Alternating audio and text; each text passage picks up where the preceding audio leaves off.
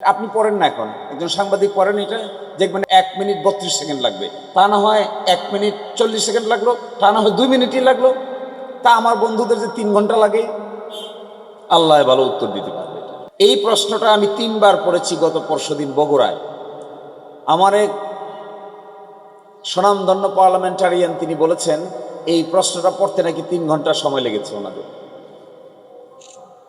তো আমি যদি আপনাদেরকে এই প্রশ্নটা পড়ে শোনাই, আপনারা রেকর্ড করেন, এটা 1 মিনিট 32 সেকেন্ড সময় লাগে। আমি 3বার ট্রায়াল দিয়ে দিয়েছি।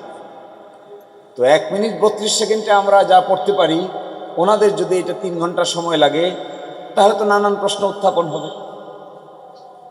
পড়ার ক্যাপাসিটি, পড়ে ঠিক কিনা, উচ্চারণ সঠিক কিনা, এই পড়তে কত সময় লাগে, প্রসেসর ভালো কিনা, মাইক্রোচিপ মাথায় যা আছে এটা সঠিক কিনা, নানান প্রশ্ন উঠবে।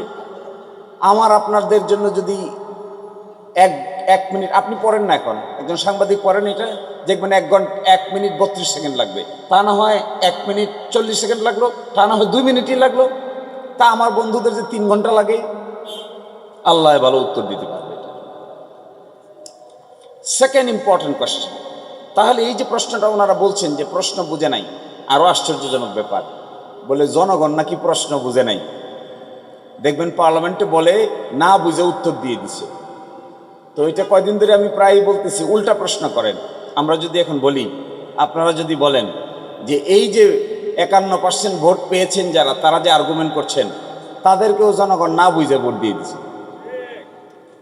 তো কি হবে? কথাটার অর্থ কি হবে? এই 4টা প্রশ্ন জিজ্ঞাসা করা হয়েছে, এটা না বুঝে ভোট দিয়েছে, আর আপনাদের যে 31 দফা এটা বুঝে ভোট দিয়েছে। নির্বাচনী ম্যানিফেস্টোটা তো আরো লম্বা মনে হয়, যতটুকু লম্বা এটা তো পেশই করেছেন এমন এক সময় যেন মানুষ পড়তে না পারে, নির্বাচনের 1 সপ্তাহ আগে। তো কি দাঁড়ালো তাহলে? তা বোঝা যাচ্ছে এই আর্গুমেন্টগুলো খুবই দুর্বল, খুবই দুর্বল, এগুলোর পক্ষে কোনো যুক্তি থাকতে পারে না। সেকেন্ড ইস্যু দেখেন, আমার তুষার বলে গেছেন পার্লামেন্টকে সভারিন বানিয়ে আমার মনে হয় আরাম পাচ্ছে। সংসদ সদস্য হয়েছি, পার্লামেন্টে গেছি, যা ইচ্ছা তা বলবো, যা ইচ্ছা তা করব, এটা বলতে তো একটু আরাম লাগারই কথা। এই জন্য মনে করছে এটা সভারিন। কিন্তু আমার মনে হয় না আমার বন্ধুরা বাংলাদেশের বিচারিক ইতিহাসের জাজমেন্ট সম্পর্কে ওয়াকিবহাল। আমি আপনাদেরকে ষোড়শ সংশোধনী মামলার সুপ্রিম কোর্টের ফাইন্ডিং এর 2টা লাইন পড়ে শোনাই। Only the people are সভারিন।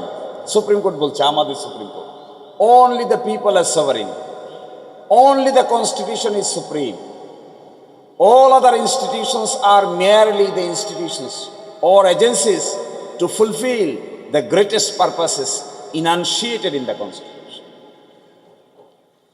তাহলে সুপ্রিম কোর্ট বলছে only the people are sovereign। আমার ভাই তুষারের ভাষায় স্যার বলছেন parliament is the sovereign। Madam বলেন স্যার আইভর জেনিংস। এটা আরো ডেঞ্জারাস কথা। ম্যাডামের বক্তৃতায় তিনি বলবেন কেন তিনি তাকে আইভর জেনিংস বলেন। তো আইভর জেনিংস স্যার বলছেন, স্যার আইভর জেনিংসের নাম উচ্চারণ করলে তো স্যার বলতে হবে সামনে। স্যার আইভর জেনিংস বলছেন পার্লামেন্ট ইজ দ্য সুপ্রিম। আমি